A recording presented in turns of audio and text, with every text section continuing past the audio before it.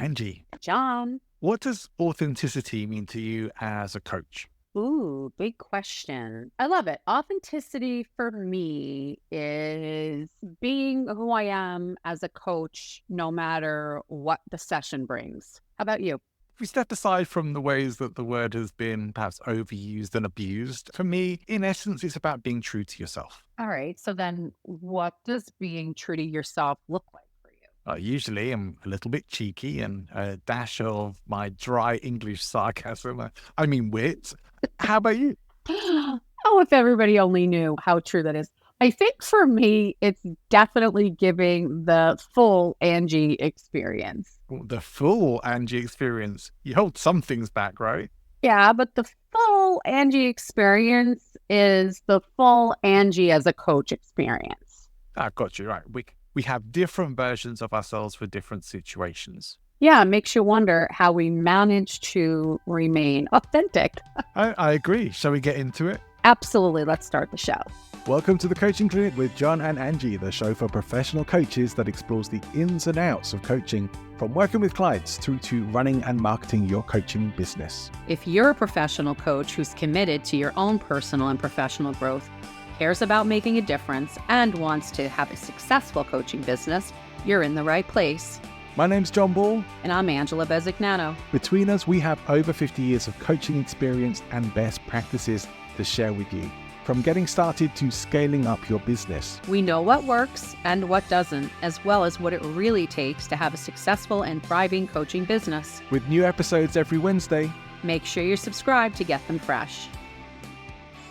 Angie, I like this topic. I wanted to do this simply because we hear that word authenticity a lot, right? I mean, it's overused, definitely abused in the personal and professional development world. To some points, it's almost become meaningless. And I don't think it's a word that ever could or ever should become meaningless to people. It really is about being like the Oracle of Delphi said, know thyself. And it's like when we know ourselves, we can be ourselves. But how is authenticity relevant to you in your coaching practice? I think what I kind of said in the beginning is really my truth in that is I have had experiences where I'm in the middle of a coaching session and I have to decide as a coach what to do in that moment, right? So it's usually when I hit a pain point with a client and, there's emotion or there's fear or there's like withdrawal or anger, which we talked about. I had a client that was like, mother effing me. And I was like, oh, no.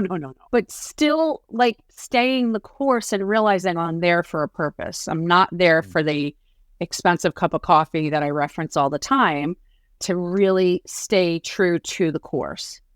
I certainly see early days in coaching where you may be more rigidly following frameworks or however you've learned to become a coach. Yeah. You may find yourself being a little less you and more the frameworks or more the tool or the vehicle for the material rather than you and your own intuition, which can take time to develop. Some people, I agree, I would say some people have that more naturally and some people it takes a little while to develop that. But it is at the point, I would maybe compare it to learning a musical instrument or learning a song, learning to play a song on a musical instrument, that the first several times you play it through, it's not gonna feel very natural. You're gonna have to stop and start. Right. You're gonna have to take it's not gonna be smooth and it's not gonna be particularly wonderful to listen to either.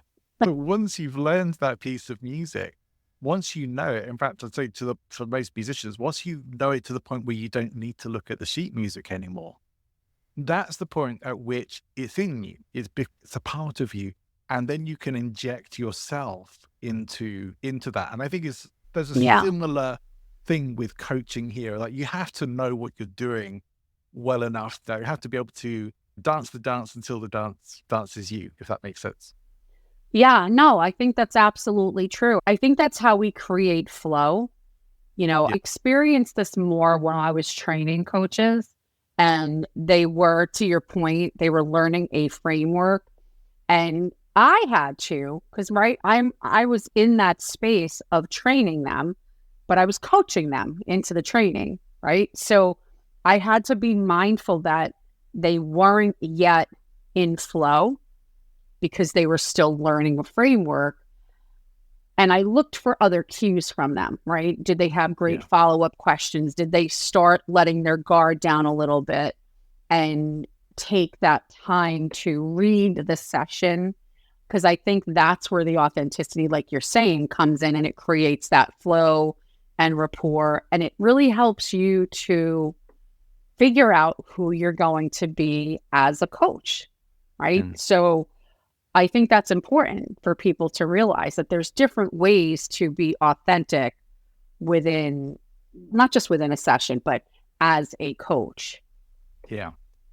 I also see, I think I had some experience with this myself, really, of there are certain people you're probably going to come across that you'll think, oh, they're so good. They're so good at what they do. They're such good coaches. I know this has come up for us before, but I want to be more like them. That you could end up modeling yourself a little bit too much, or thinking that their way of doing it is the right way of doing it and that you should be more like that. We often tend to assume other people are better at things than us, or that other people have the right way and we don't have it figured out, right? Right. I think in that same token, I've had that experience where as I was coaching and training, if I was showing like an alternative response to a situation with somebody that I was mentoring or training, they tried to be Angie. And I would call them right out and go, you are, and it's not, I'm saying this, so do not come at me, everybody. But my answer was, you're not me yet. You don't have that confidence and conditioning. And if you do that, or you say that in a session, you're going to derail yourself because you don't know what to do and say and how to follow up after that. Right. And it could have been something like making a bold statement or asking a bold question and going, really? So what's the pain behind that? If you don't have the gumption to carry that through, don't do that. So anyway, that's obviously ultra specific, but it can work on the flip side, right? We're the coaching clinic, right? You and I are both coaches. We do different things, but I feel like there is a lot of synergy between what we do because, you sound softer. I mean, I'm calling it out right now, but you're not. You just don't have the New York, New Jersey, Arizona accent. So I lull people into a false sense of security. Yeah, it kind of does. Yeah, it's a bit of a bait and switch. I agree, because when we get into it, like generally a lot of people who end up working with me privately have either already worked with me in group settings before, or they're familiar with me from my podcast or from other stuff that I've done. And so that they already have that sense of, they know there's a softness there, but they also know they're going to have their feet held to the fire. They also know they're never going to be mean about things. I'm going to be very pragmatic. Sure. We kind of mostly stay on a level with it. So yeah, but for those people who maybe have come to me and not known what I was like, yeah, I think they probably do feel it's good in a sense, because I do feel that helps people to naturally open up. I feel it's like creating that safe space for them to be able to do that. And again, it's not when I say bait and switch, I'm not really lying about what I do. Right. But it's just how we're leading into some of the deeper work that we're going to do later on. Yeah, something you said earlier, the quote that you brought forth is, you can't be yourself until you know yourself. So if you are a newer coach, you need to, and it's not something that I think that you can like just go, oh, I want to be this coach, so let me be that. Maybe. Right? You might pick up bits and pieces of other coaches that you see and you go, okay, what was it about the way Angie said what she said that made me want to kind of put that into what was that? Oh, she was being direct. So if that's something that resonates, then you say, okay, am I, because it's a skill, right? You can learn the skill set, right? And then kind of start putting all the ingredients of the recipe to make who you want to be as a coach. I'm still learning that. Even after all of these years, it's not like you're going to arrive at this specific space as a coach. You're going to keep learning and you're going to shift ongoing, because that's how you as a coach, you will grow. But I'm still authentic because I'm still direct no matter what I'm learning. And I'm always keeping the client top of mind, not my own agenda. And that's a big piece of my own authenticity, is that I do hear them, I do listen, and it's not what I think it's supposed to be. And I think a lot of coaches run into that as a little bit of a little speed bump, right? Because of expectations and things that we've talked about on previous episodes. But so for you, how do you know, this is what I'm curious, how do you actually know when you're in a session, not reflecting, right? When you're in it, whether you're really being authentic or not?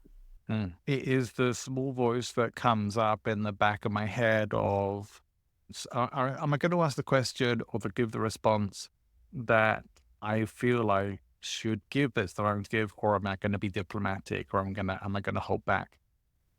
So yeah, that really for me is telling me whether I'm authentic or not. And look, to be honest with you, there are coaching situations that I even still have now where I'm not full on John.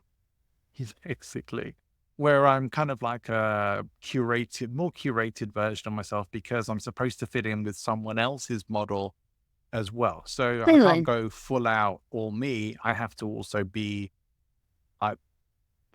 to some degree, the voice of the people who I'm working with or representing. So there are elements where I might hold back and not say some of the things that would say if a client had actually come to me directly. But if a client's gone to someone else directly, they may want some slightly different things. And so there is a different version of how I show up. But this is the thing, right? We all have these different versions of ourselves for how we show up in different circumstances. Whether some people may not agree with that, but this idea that I've often seen that being authentic is being your true self in every situation, no matter what. I'm sorry, I'm not the same person in my professional life that I am in my personal life. And no lie right there, folks. No. If you heard the conversations before we record, no, I'm joking. John is pretty convinced. Kind of. But if we were out on a Friday night in some bars and stuff, we're going to be very different to if we're sat in a business meeting or a coaching session. There are different versions of ourselves for different situations, and there should be. Yeah. The thing that I'm going to say is I do feel more now, whilst there's been an evolution there, and there are times when I see aspects of coaches that I think I'd like to be a bit more like that. I'd like to bring that element more into my coaching, and I will move to do that. It doesn't always go smoothly, but I will move to do that if I think it's important for my development, because that still becomes part of who I am and still being true to myself. But what? Give me an example, because I'm curious. Let's take an example of, you talked about directness earlier on. So I certainly knew early on in my coaching days that there were some coaches who were really good at being super direct and what would I say, maybe even a little provocative in their coaching style. I really like it, but I'm not great at it. I could do it. You have to have the right circumstances, and I really have to have the permission and the rapport to be able to do it. I don't think everyone probably does. So the first time I tried it in a coaching session, it didn't go smoothly. It was necessary. It was necessary in the session, but it didn't go smoothly. Ew. So when you have someone crying on the other end of the line because you suddenly become really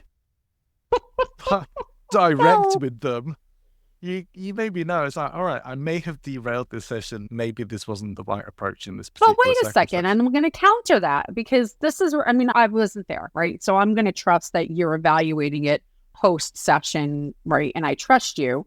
But okay, it's not the goal to get everybody to cry, right? It's not a goal. No. But obviously, unless you insulted them, which I'm not hearing, like, oh, John, you insulted them, so of course now they're crying. But you probably did a great job, right? And brought them to a place where that needed attention.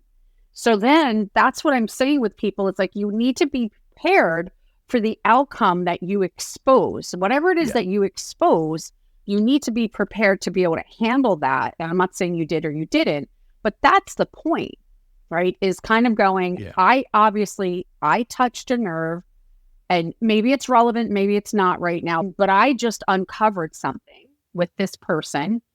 Now, how do I get them from, sobbing into? I'll tell you why I think it was probably wrong in that situation. Now I would ask for permission to give some authentic feedback, some direct feedback, if that's okay. Like, are you open to hearing this? It's going to be a little uncomfortable. I would say that. I didn't say this then. That particular feedback in that situation came from my own frustration with the client, not from anything else. That's kind of where I knew it wasn't great. Haven't done that again since I learned from that mistake. But that's why I think, maybe it wasn't. I think maybe my frustration came through in that, which is probably what made it worse. Well, listen, I want to point that out to the people that are listening. We're not here to be perfect. Right. Anybody who works with me, I tell them, just get that word out of your vocabulary. It's an awful word. It shouldn't exist because it doesn't exist, right? So the beauty of what you just said is that you did something. Your goal was to do one thing. You did something. It didn't go the way you wanted. And that's how we grow. You have to allow yourself as a coach to, part of being authentic is not trying too hard to be perfect. It's okay to make the mistakes, because what did John just say? I never did that again. So he learned from what he perceived as this wasn't good, or how I did it, or what piece of it wasn't a good idea, and then took that forward and said, okay, this is what I'm never going to do again because it didn't work the way I wanted or wasn't my intention. So now he's got a new skill that he brings to his sessions. So that's, I think, probably something we didn't think about, but that's why we're here, right? We're talking all these things out. But, to allow that imperfection is part of being authentic. I do feel, I know this came up before, but I do feel that we can sometimes perhaps even have an image in our head of what an ideal coach should be like, or what they should sound like, how they should be showing up for each session. And the answer is there isn't one. There isn't a perfect, like you say, there isn't, and there isn't an ideal. There is just, for you listening as a coach, or if you're watching us on YouTube, hi. But if you're a coach, this is about you being who you need to be when you show up there, not you being what you think a good coach should be like, what you think you should be like as a good coach. And I think there is a distinction there. You have your own natural strengths, you have your own natural abilities, you have things that you're naturally not good at, and you have to evaluate whether you need to get good at them or whether you need to leave those things for other people and say, okay, that's something I'm not good at, let's step away from it.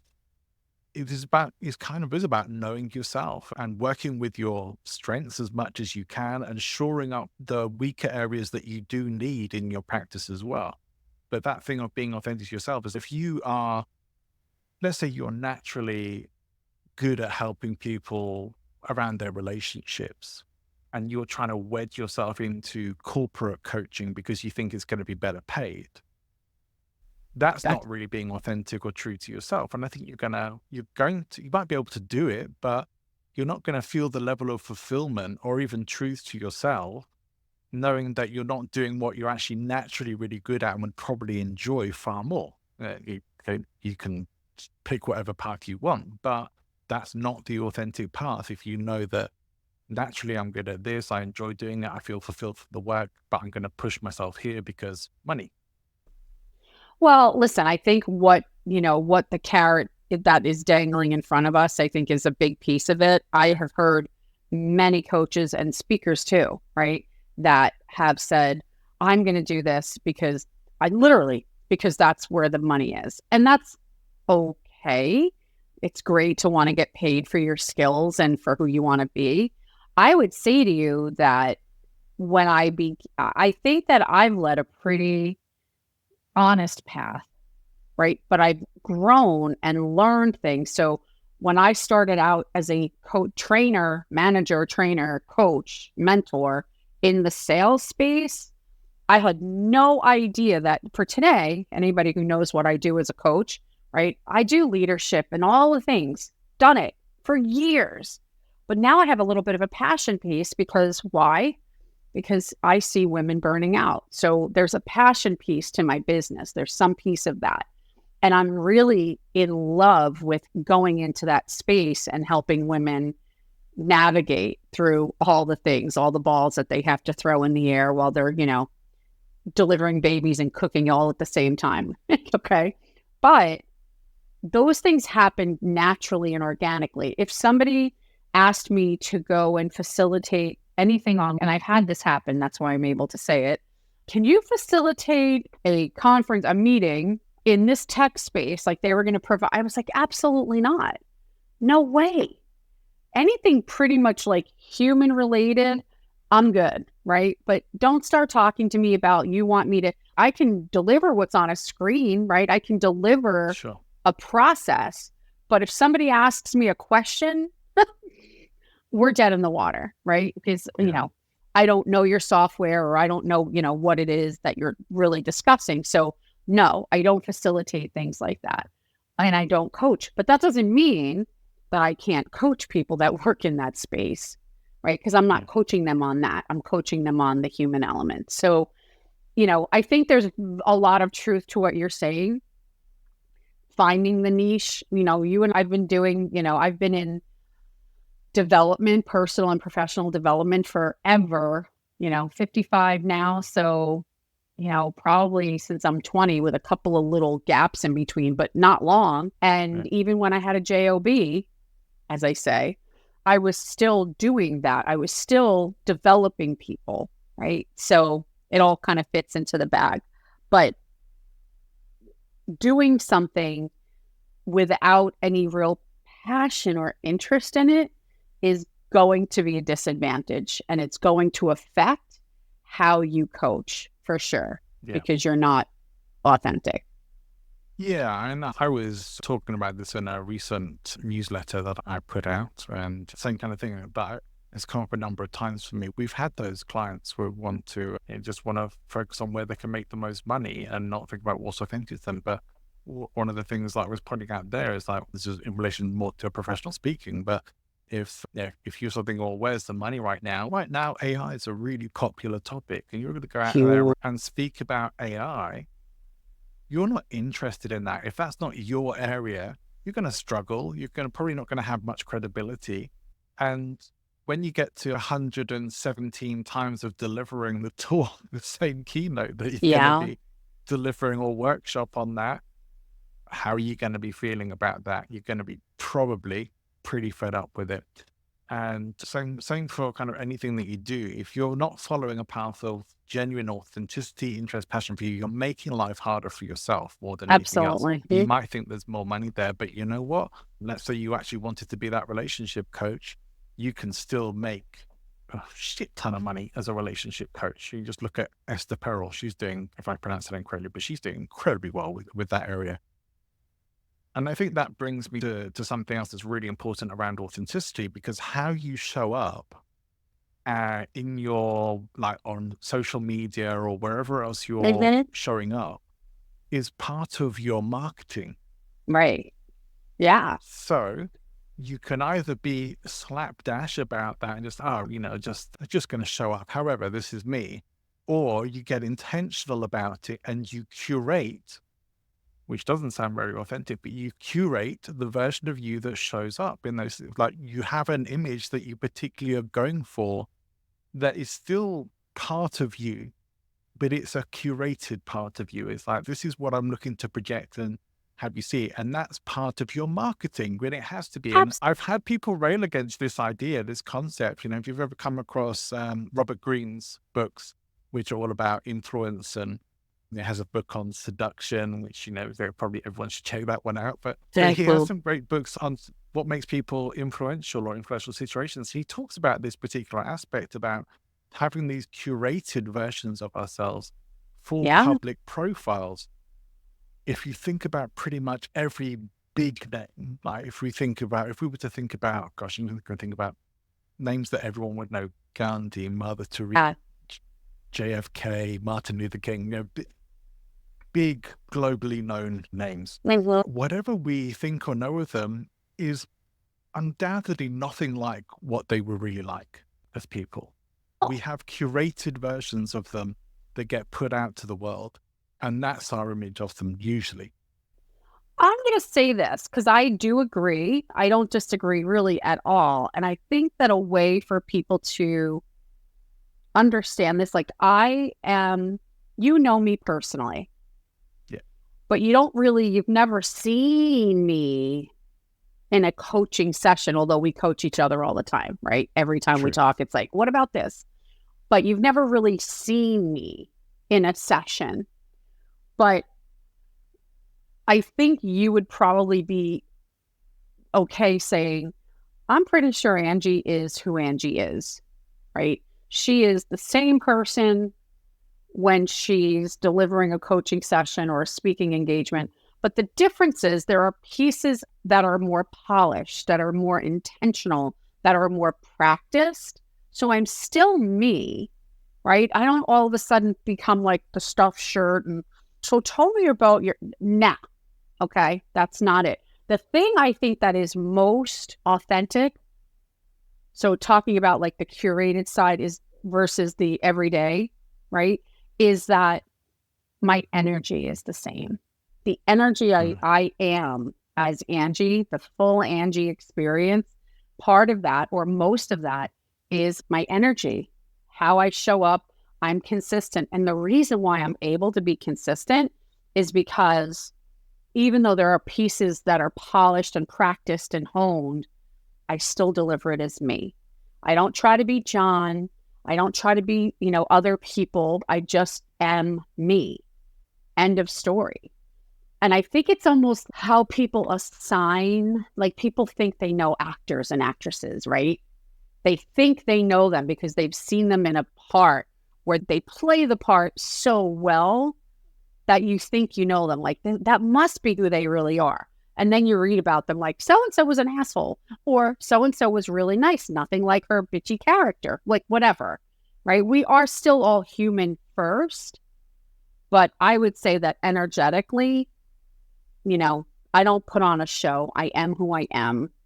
And that is why I think I'm able to do what I do to the level that I do it, because I am consistent. And that is the piece, is that energy. So that's just my space on it. No, I think you should trademark. You're hilarious. Oh, yeah, maybe. No, I agree. Look, if you think about, maybe we've talked a little bit about this before, but probably pretty much the majority of people who you might have heard of in personal and professional development circles are not necessarily the same person off stage as on stage. And I've certainly come across a number of them who are very different characters off stage, on stage, like real performance when they're on stage as well. But I have certainly come across those who are pretty much the same on and off stage. They might turn up the dials when they're on stage and they turn up their energy. But in terms of who they are and who they're showing up as, they're pretty true to that. They walk their talk. And there's a lot of people around who don't. And it's one of the reasons why I tend now, which I wasn't in my early days, tend now to be quite skeptical. They might look good, they might sound good, they might be a great performer, but I don't know yet early on if they're actually walking their talk. And it matters to me. That level of authenticity, it would kind of be like being the preacher in a mega church and then going home and doing all the stuff that is exactly the opposite of what you're teaching other people to do. Listen, I'm going to be fair here. I mean, I'm going to say this for the record. I probably went through a lot of, I would call it maybe imposter syndrome, maybe, when like, how can I do, because I do relationship coaching.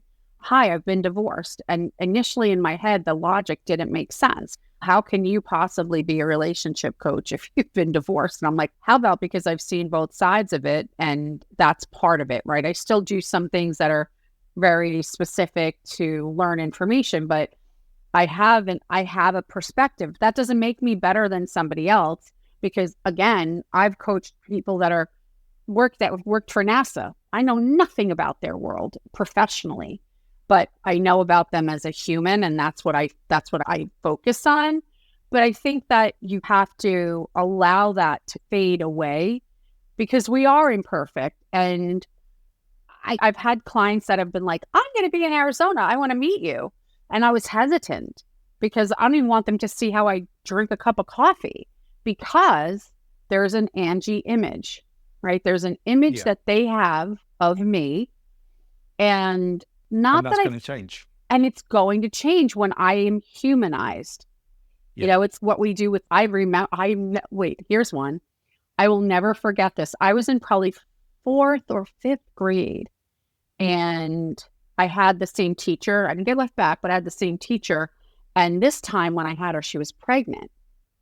And I remember thinking, it didn't bother me, but I saw her differently because I looked at her as this authority figure, not as a human, right? So now she's got the giant belly. And I was like, oh. And I don't know what it was. I can't even tell you what I was feeling in the moment. But I remember if I had to call it something today, it was the fact that she was humanized. Or when I've seen my parents screw up, they're now humanized. So I think that there's some level of disconnect that we always want to, or we try to keep between ourselves and our clients, because if we overly humanize ourselves, we might lose some of that authoritative edge, the expertise. I don't want to know what my surgeon's bathroom habits are, for example. I don't want to know any of that. Because then it kind of almost to me takes away from the way I need to see him. Yeah, I've never really understood celebrity gossip and things like that, but I get why people are interested in it. But I see that as a form of, more than anything, trying to reach up to these people and pull them down to a level that we can relate to them more at, because their image is at that higher level. And so when people really do have a fall from grace, it's like we may actually end up seeing them lower than us, and probably they're not going to come back from that on a professional sort of status kind of way. And it does relate so much to status here. We have a status that we're aiming for as coaches that we want to establish with our clients, but realistically, it has to fit into our integrity. And I don't know. I only know of one coach I've ever come across that I know for sure is officially diagnosed as a sociopath. He owns it and he admits to it, but I still think he's probably a good guy. It doesn't necessarily mean that you're an evil person. But I think for most people, if you are like more leaning towards that low empathy, it's probably easier for you to act outside of your integrity and not feel racked with guilt for doing it. But for most of us, if we act outside of our integrity, that internal guilt, that feeling, the mismatch of who we are, what we're doing to who we are, starts to change or starts to affect us or pull us down. And we will self-sabotage to get ourselves to where we feel we need to be, or where we feel we deserve to be, or what actually fits with our integrity. We won't let ourselves get as far as we need to get. Or if we do, we'll have that fall from grace because we're outside. We know we're outside of our integrity and we're heading for a fall at that point. So the integrity piece is so important. I've spoken before about someone I knew in personal development. I'm not going to give too much detail because you'd be able to find out who it was, but had a real fall from grace, and I saw it unwind. I saw him unravel on stage in front of dozens of people. And there was addiction issues. There was probably some mental health issues going on as well. And ultimately, who he was being and perhaps showing up as to an audience was not the same as who he was. And I think he knew that. And that mismatch, that thing of who he was kind of pretending to be, acting as, rather than who he actually was and knew who he actually was, eventually was the cause of the downfall, in my opinion. I want to say something about that because I think authenticity in coaching, and you guys hear John and I talk about speaking because we're both public speakers as well. So we talk about that. There's a big overlap for us. But the thing that's changing and shifting in the industry is it used to be coaches very much were, I'm a coach, and they did almost give off this I'm not even human kind of like energy. Back to that, sorry. Or whatever. But coaches now that are getting the most traction are the ones who are able to say, I screwed this up. I've seen Mel Robbins do it. I've seen Tony Robbins do it. I've seen Brendon Burchard do it. I've seen some pretty, whether you like them or you don't, I've seen some big people, Brene Brown, Marie Forleo, who I love. Yeah. The thing that the reason why they're able to connect with us and why, they've catapulted to fame is their ability to say, I hear you, I understand. So they've shifted that path for us as coaches where it's more okay for us to be human. I had somebody that I worked under for a while. She was a mentor, and she had listened to one of my calls and came back, and one of my clients had suffered a death in the family, and she was very distraught. And it was very soon after. And at the beginning of the session, I was like, I'm so sorry. I'm so sorry to hear this. And I said, do you need to reschedule this session? Would that be, because now, two things could happen in this scenario. I could help push her through it, or do what she needs to do. And in the session, this client said, you know what? I'd really appreciate it if we leave this today. I'll be back next week, but I need a minute. And the person that was listening was like, why did you let that happen? It should have been this. It should have been that. And my answer was, because it didn't feel right. I could have said, hey, but I'm not a therapist, so I didn't want to sit and talk about, like, why do you feel sad about that? Because somebody that was important to them just passed away. I don't need to bring them deeper into that. And that was a really big defining moment for me as a coach, where I said to myself, I'm never going to dishonor what somebody needs. Now, if somebody keeps avoiding something, I will be able to pick up on those cues. But this was a genuine human situation where somebody just needed to be allowed to go be human for a minute and not be coached. Maybe they'd come back and I'd say, how were you? How did you fare through that? If I see after months that it's still like they're in hysterics, then maybe we're having a different conversation. But I think it's really important to remain human for me. And that's probably the biggest form of authenticity for me. I think this is challenging, because some of the stuff I'm saying particularly might be seen as contradictory, but I don't disagree with a single thing you said there. But I think if we are really being true to ourselves, even if we're being a curated version of that we're putting out to the world, even if there are things that could potentially chip away at that image, don't be too worried about that. Just keep holding on. It has to still be authentic to you. It still has to be part of who you are, because if it's not, the weight of acting that role is going to become probably too much, but also it's going to damage your ability to connect with people, damage your ability to react and respond the way you instinctively would, the way that your coaching instincts, if you like, or you were talking about there, were telling you to operate, that you end up doing something else instead. Listen to what John just said. I love that. Coaching instincts. When you're a newer coach, maybe you have some gifts where you are able to instinctively connect with people, build rapport quickly, things like that. But again, it's still a skill that can be honed and developed. And I think it's important to keep that in mind when you are, I'm air quoting this, deciding who you want to be and show up as a coach. It is a decision. I could certainly try and be a much more softer version and say, so John, you know what? No, doing that for 5 sessions a day would probably feel like I was on the treadmill at the highest speed at the that would be draining for me, because it's not authentically who I am.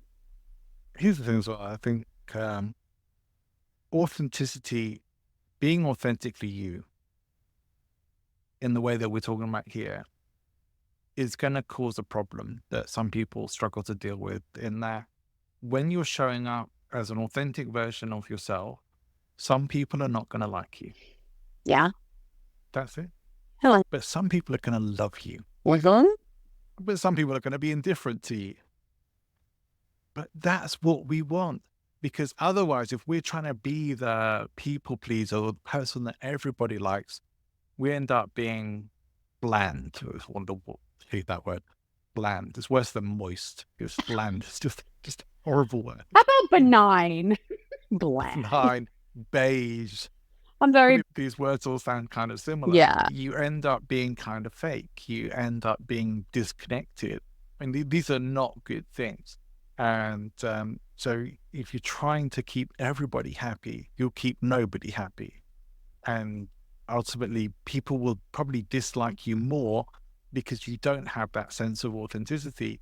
You'll just see someone who will bend with the breeze and be whoever you think you're supposed to be to show up in the situation rather than be yourself. Listen, I can smell it a mile away. You and I have talked about, I think should a coach have a coach? And I totally believe in it.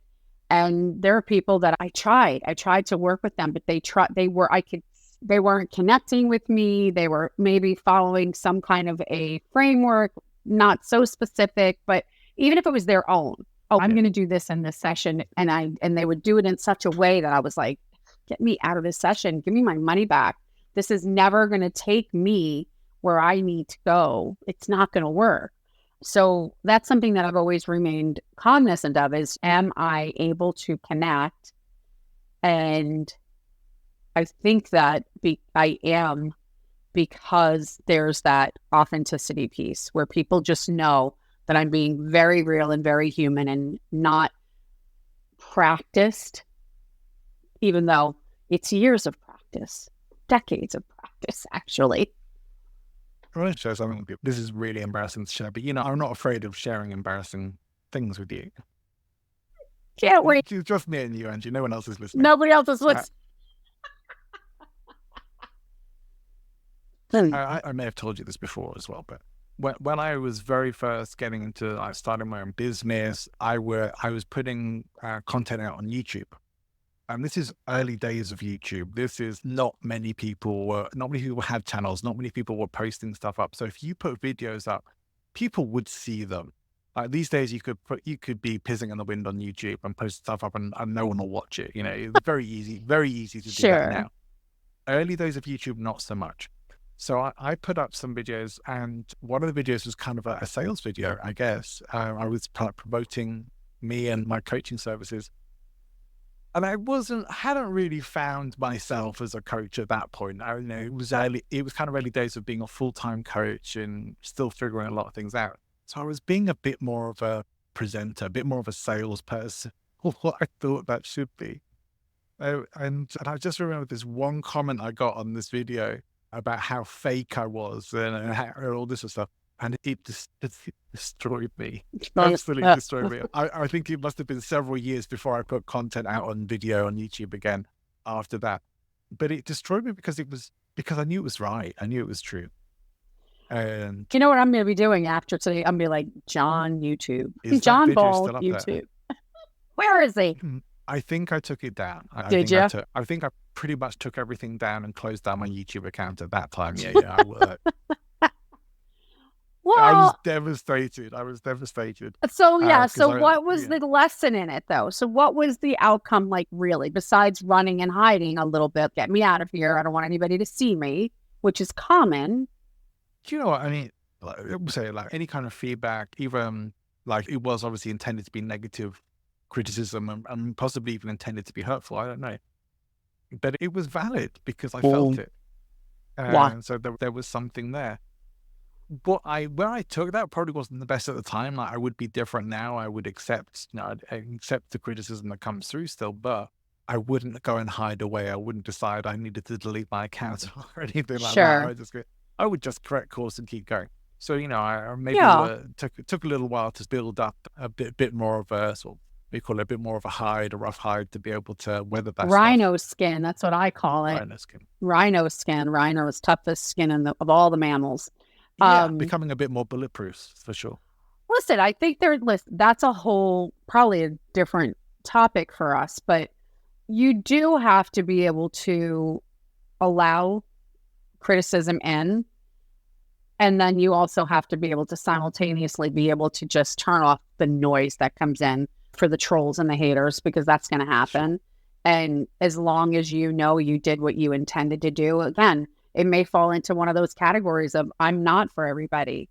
I know who, my client is generally attracted to me now, right? They're attracted to the strength, the directedness, the compassion.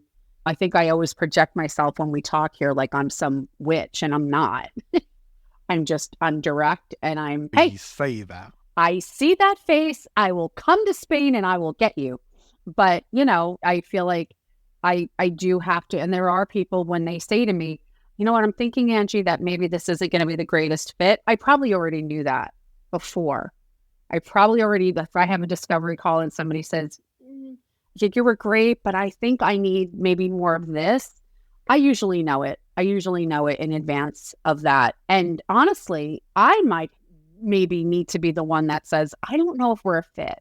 I don't know if I can coach you, but I don't know if I'm a fit for you. So yeah, I think it's important to look at all the things and be fair to ourselves, right? We can't listen to everything that's negative, because if that were the case, John and I individually would have closed down shop years and years ago, right? I mean, the truth.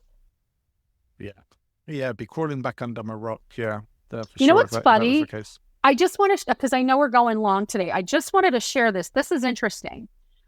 The people in my personal life that know me, they really don't know me as a coach. They have no idea who I am because they're not in coaching sessions. And it's so funny because I used to have this fear of, once it became more obvious that in order to gain clients anymore, right, you need to be out there, right? You need to be front and center on social media, among other things, right? That's not the only thing. But what does that do, right? It exposes you to the people that know you. And I've had some people come back and say, oh, I didn't know that you knew about that or you did that. And I'm like, I'm a coach, right? Yeah, but I thought you just sat there and told people what to do all day. Okay, don't I wish? That's not it. But it's interesting because I would say to you that I am, my fears from getting out in front of people were more based on the people that knew me getting to see me than it is about any stranger, because you don't know me yet. And I think I've seen a lot of coaches pull away from that because they're afraid to be authentically themselves as coaches, because it doesn't maybe necessarily perfectly align with who they are personally, right? Professionally and personally. So just a little interesting tidbit there. It is. You mentioned a little earlier about coaches having coaches, and came up a few times in the conversation. I think it would be a good topic for us maybe absolutely to look at in our next episode. Yeah, sounds good to me. All right, we'll do that again. We hope you'll come back and join us for that, and we certainly look forward to that. Remember, you can still leave us a voice message. It's completely free. You can go online to speakpipe.com/the Coaching Clinic podcast, and you can record your voice message and we'll feature it on the show, good or bad. We'll put it out there. We're not afraid. We'll be authentic. You can be authentic with your messages as well. But we'll come back next time and talk about coaches having coaches. Yeah, that's a big one. Love it. All right, we'll see you then. Bye for now.